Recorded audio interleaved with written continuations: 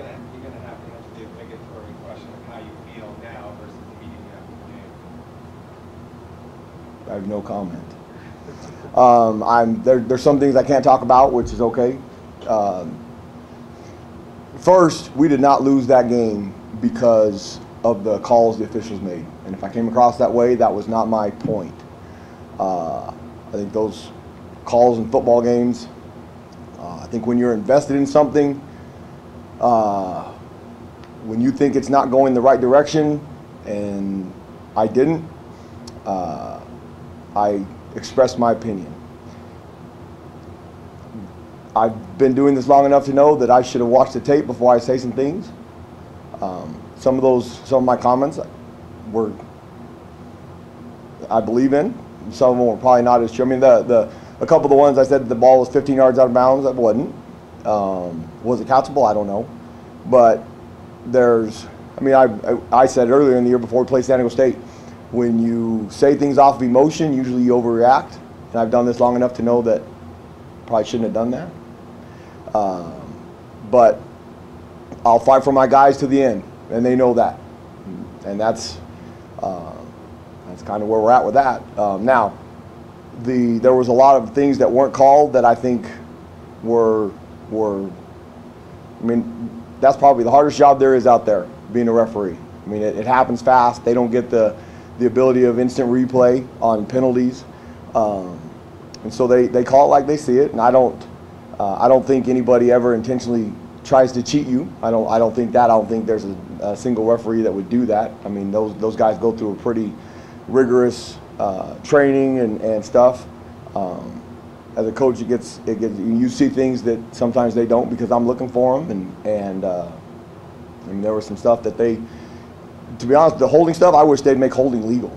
I really do. And outside of them tackling those guys, don't call it, because it changes games when they call them, and they call them when they see them, and sometimes they don't call them. And I mean, just make it legal. I mean, because they're taught to hold anyway. I mean, you block inside, you can hold, and that's legal. So make it all legal, and then it'll make it easier for those guys. But I think they have a hard job, and like I said, those are not the reasons we lost the game. We lost the game because we gave up 2 touchdowns in the third quarter.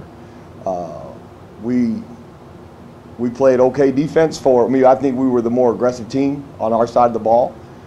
We got in their backfield. The goal going into the game was if we could, and it didn't matter who the running back was, whether it was Bryce Love or Spades, or it didn't matter. I mean, even a healthy Bryce Love, the way we were playing, wouldn't have had a different outcome.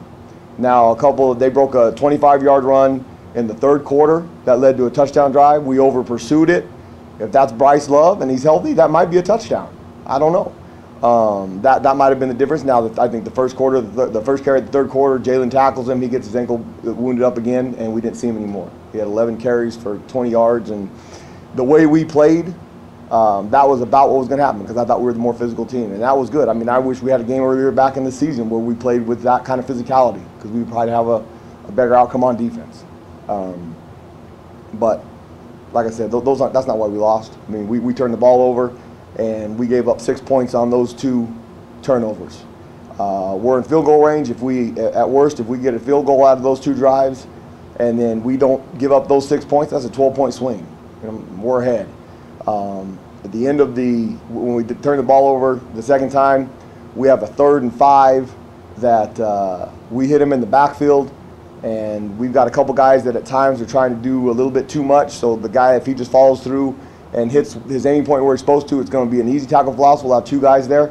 We get the ball back in really good field position because there was a minute 36 and it's 3rd and 5 on their 10-yard line. Well, we missed the tackle. That's one of their 11-yard runs. I think they have 3 runs they had a 25-yard run on the one that we over-pursued. That one on 3rd and 5, they have an 11-yard run. And then they have a 13-yard scramble in 2-man, and we blitz off the wrong side. And that was early in the first half. We stop them on that drive, but they get a first down. I think that's 49 yards on 3 carries. They had 127 the rest of the night. So that's, 79 yards? I mean, so I think the plan of doing that was pretty good. The opportunities to stop them, so they get the first down, and then they're driving down. We have them in 2nd and 10. There's 35 seconds to go in the half. It's on about our 45-yard line. I have a pretty good idea during the game. I keep kind of tracking my head of what we've called. So on 2nd and long, we hadn't given them any pressure. It all been pretty four-man rush and dropping coverage. So I send a corner blitz. Coach Shaw's a good coach. They make a great call. He made a great call. They run a screen. They get down. Now they call 2 holding penalties on that deal, and we stop them. My thought is it's 2nd and 10. If we can sack him, it's going to keep them out of field goal range, because if we have them in 3rd and long, they aren't going to have an opportunity. I mean, we can call soft coverage, and they're going to throw a deep ball. They'll run out of time. Well, he outguessed me on that one, so we get him on the ground. We hold him to a field goal at 6-3 at halftime. We should be fine. We don't respond very well in the second. Now in the 3rd quarter, they complete a couple passes. A couple of those passes, they try again at the end of the 3rd quarter and 4th quarter, and we tackle them like we're supposed to. They've got a 14-point lead, and now all of a sudden we almost tackle the quarterback on one of those passes. The next one they throw, it's a negative play because Kobe does a great job. The exact same route that our second Whiteside ran over us on the goal line, we tackle for a 2-yard loss. The same route that Irwin runs for a 25-yard gain earlier in the 3rd quarter, we tackle for a 5-yard gain. I mean, I think after we gave up the 2 touchdowns, which is part of building who we are, we called them all up and we challenged them. Look, what you put out there on the first half was great. It's over, okay? They just scored 2 touchdowns pretty dang quick. If you don't bow up and fight and try and build who we are, they're going to score 80. And there was a thought in my mind at the beginning of the 3rd quarter, they might score 60 points. Well, they bowed up. And we come out on the next 2 series after the touchdown, and they try to throw it a little bit. They couldn't. Kobe makes a great play in coverage. Kobe makes another great play attacking the screen. And then they run the ball, and they couldn't. So Coach Shaw's pretty smart. People said they got a little conservative. Well, they got conservative because when they were throwing the ball at the beginning of that quarter, they're taking chances to get interceptions, and all of a sudden we're really back in the game. Well, then they get in their big personnel where they usually pound the ball at people, and they couldn't move it. They couldn't move it an inch. So we get the ball back a couple times, and where we can help right now when we're struggling as a football team, create more turnovers. We're not creating any turnovers. We create turnovers, like Ashari had a chance to intercept that ball. They don't get the field goal. If you look at it on tape, he might score because the only guys that are in front of him are linemen because it was 4 verticals and all those receivers are behind him. And if he can't make a lineman miss, then we've got more issues. Okay, but catch that ball and change the game. We got another opportunity later for an interception on a tip ball that we don't get. So we can change our fortune by making those plays, and we will. But right now, that's the difference between us winning and losing, and we need to fix it. Do you feel that, what you were saying, stopping the run, being physical in the second half, that each week your guys are getting more comfortable and just going with the plays, but going off of instincts too, being aggressive? Yes, I think for the first time in our 7 games, and I even include the Michigan State game in this, because everybody gives us credit for playing great against Michigan State. We played okay. Okay, we played really good in the interior up front that night. I don't think our secondary was very aggressive in that game. I thought our secondary was very aggressive on Saturday. They were really good on the run game. I thought Jalen Harvey played as good as he's played, and he was aggressive, and he did some things at the Tillman spot that we've been coaching him to do, and it's not easy. You're asking a receiver to do something. He came over. Well, he's finally learning, and I think he made a pretty big difference in being aggressive and getting an extra guy up there in the box to help us stop the run. His run fits were better. That ball that Ashari dropped, if he's a little bit more experienced, he probably intercepts that ball easier because he should be a little bit deeper right there in the red zone at that point. So I think we've gotten better. We're getting better over the course of the year. I think the biggest thing that we got better at was block reaction. We're seeing pulling guards up front. So now instead of just staying locked on a block, they see a puller, we wrap out of it, and all of a sudden we're getting an extra defender where the point of attack is. They're getting better at that. We didn't play good enough to win. We played good enough to be close. We made more plays. They can't get complacent and think, and it's never an offense-defense thing. It's football. That's why I love football. It's the ultimate team sport. Not one person. In basketball, you can recruit one guy and it changes your whole team. You can be a national contender for one guy. You can't do that in football. You can have a great quarterback. If you don't have guys to block for him, he ain't any good. You can have a great secondary. If they don't get any pass rush up front, those guys are going to get exploited. So it's the ultimate team game. So we're getting better. We've got to continue to get better, and we will.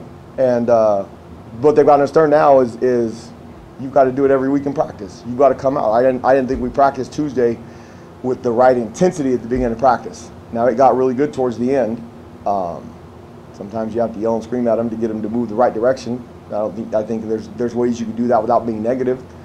And we got them going that direction. And now Tuesday's usually a learning day. You're installing some stuff. We try and give people. I mean, that was the thing about Stanford was Coach Shaw, that they spent some time with San Diego State over the past couple summers running the ball because there's not very many two-back football teams. So we played them at San Diego State last year. San Diego State played them again. We couldn't use anything that San Diego State used this year because they'll practice against it. So we went through their game plan pretty rigorously and thought, okay, well, we can give them different looks that'll give them the same picture, but it can't look the same pre-snap. And so we had a little bit of a challenge to try and give them something numbers-wise that they weren't expecting. And then my biggest concern was, are we going to play aggressive enough? Because it doesn't matter what you do on the chalkboard. If your X's and O's match up, but your Jimmys and Joes don't play, you got no chance. I wasn't sure how they were going to do. We challenged them, and they played aggressive, and we had a chance. So that was why they played aggressive. If they continue that, we'll continue to get better each week. Sometimes because a lot of actual offenses have the spread or just like schemes, people like to compare Stanford and USC in terms of their offense. But obviously USC has much better athletes than Stanford does. Right. Are there any kind of similarities that you can see with both teams? Maybe comparing each other? I don't think so. I think they're pretty dry. Now, when SC gets down in the goal line area or they get some third and shorts, fourth and shorts, they will put their big personnel group in like Stanford. That's not really what they want to do. JT Daniels is young. That guy's going to be a really good quarterback. I mean, he's improved so much from game one to where we're playing him now. If he's healthy enough to play, he provides some problems. He throws one of the best deep balls I've ever seen. And then you've got, I think Pittman is really special. And then you got St. Brown and you've got Tyler Vaughn. Those guys are super fast and super athletic. They present a great challenge for us in the secondary. I mean, we're going to try and do what we do. We're going to get pressure on the quarterback.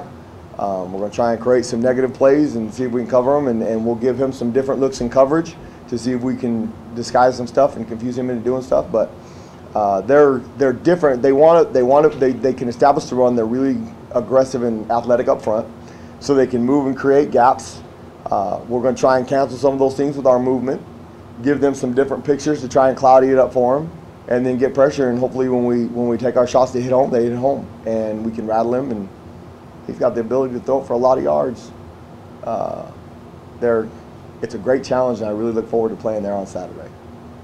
Just to jump back to your comments from the Napoli game, did you think they came account for Jimmy's offense and that did you? Well, I mean, like I said, I spoke out of emotion. They take their time to handle those things, and I'll hear from them, and that's about where we're at. I mean, I really can't say much. And Bruce said that he preferred that maybe you don't. No. Coach Edwards' deal. I mean, we don't complain about referees, and I agree with that. You should never complain about referees because they have a hard job.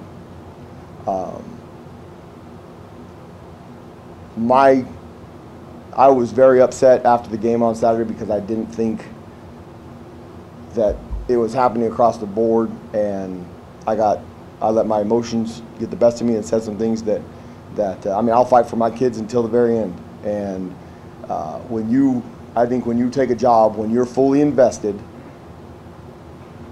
those guys become like your family. And when you think your family's you try and fight for them. And I love those guys in the locker room, and they know I've got their back, and they'll bust their tails so that we're successful.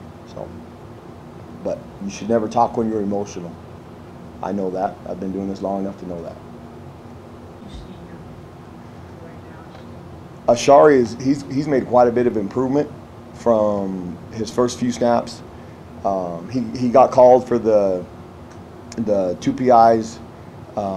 on Saturday. Now, they called him for a third one, the holding that was actually on Kobe. They identified it being him. But he's really going to be a good football player. He still needs to mature a little bit mentally in the sport game. Now, we're asking him to play a lot of plays. He played every snap on Thursday night. He's probably going to play the majority of the snaps on Saturday, and they're going to throw vertical after vertical after vertical on him. And now he's played against a bunch of those guys in high school. So he'll compete. I think he's got a huge upside. I'm willing to live with some of his mistakes right now because the drop-off from him to the next guy is pretty drastic, excuse me. And so around here, if you want to play, you have to be the best player and prove that you can help us win. And so he has done that. I know people get frustrated. And the thing, I mean, here's another perfect example, Chase Lucas. Chase Lucas was all Pac-12 second team last year. We haven't given up as many big plays as the past. So when he's getting beaten man coverage, it really stands out because it doesn't happen a whole lot. Well, he's given up 2 in the last 2 weeks. He gave up the one on Thursday night to Arceo Whiteside, and then he gave up the one to Laniscus Cheval. We're going to put him on our best player if they put their player into the boundary because that's what we're playing in. We don't flip corners right now, and so he's got to understand that they're going to come after him. He hadn't shied down, he hadn't shied away, he hadn't stopped from it. Ashari's got to understand now we put our best safety to the wide field because there's so much room out there to cover. You got to put your best player in a position to be successful. As we continue to get more DBs in, those guys are going to probably play left and right because now you've got guys that are similar on both sides.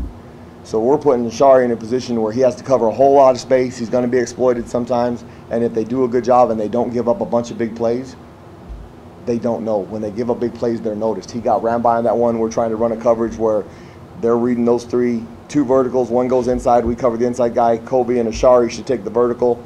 Ashari he plays a little long, so now he's chasing the guy. He gets called for pass interference. Now, he did a good job. He turned and looked for the ball. It hits him in the leg. They call pass interference. Those things get exploited, so they stand out, and they seem like those guys are probably getting more criticism than they should. Well, if we get some pressure up front, those guys don't get those throws off, and so they don't get as much. They get more blame. Now, I'm really hard on them because me and Coach White coach them, and like I said last week, it bothers me when something that I'm directly involved in gets exposed.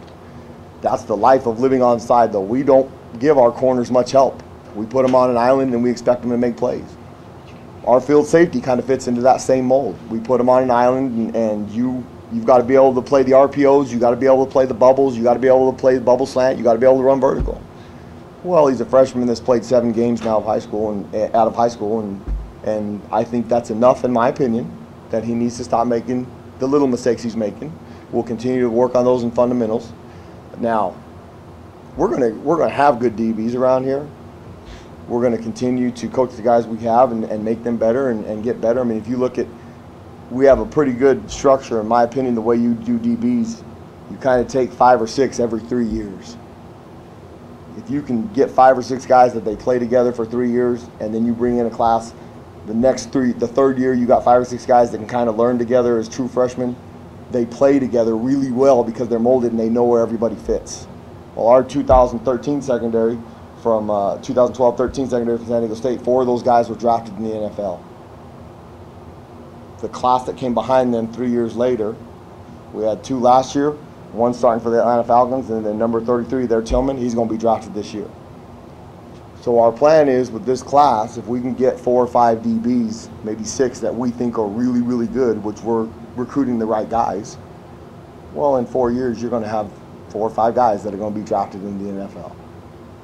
And I tell them, Google it, go look. This is what we've done. This is what our track record says. We're putting Ashari in that position because I think he's got that kind of potential.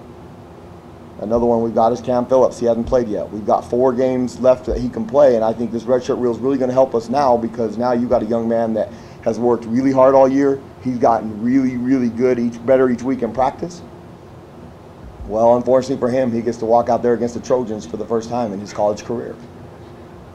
Maybe that's the coaching mistake, and he gets crushed, and we have to build him back up. But you know what? I have the confidence in the young man because he's worked his tail off for 8 weeks, and now he's doing things in practice that the guys from Saturday he's just as good as those guys. So I think we've got a good structure and a good mold, and I'm excited to keep getting those guys in here and coach them and keep building this thing because we're going to be really good. Thank you, Coach. Thank you. Appreciate it.